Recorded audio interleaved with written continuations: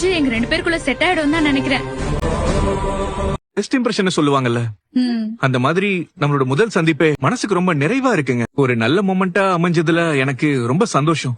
எனக்கும் இதுக்கு முன்னாடி எங்க வீட்ல கல்யாண பேச்சு எடுத்தப்போலாம் அதுக்கு நான் ஒத்துக்கவே இல்ல. எனக்கு கல்யாணமே வேண்டான்னு அவ்ளோ அடம் புடிச்சேன். இப்போ நானே மனசார கல்யாணம் பண்ணிக்கணும்னு ஆசைப்பட்டேன். முதல்ல பாக்க வந்த மாப்பிள்ளனா அது நீங்க தான். கவலையே படாதீங்க, நீங்க பாக்குற கடைசி மாப்பிளையும் நானா தான் இருப்பேன்.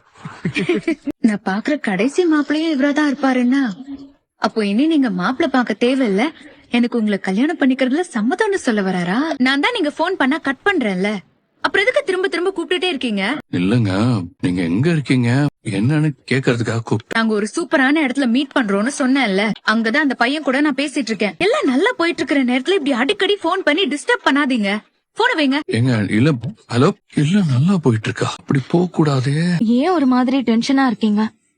எதுவும் பிரச்சனையா? இல்ல, லைட்டா தலைவலிக்கிற மாதிரி இருக்கு, அதான், வேற ஒண்ணும் இல்ல. தடவை நாம 2 பேரும் பாக்குறோம். ஒருத்தரை பத்தி ஒருத்தர் நல்லா தெரிஞ்சுக்கிற மாதிரி ரொம்ப நேரம் பேசலான்னு பார்த்தேன்.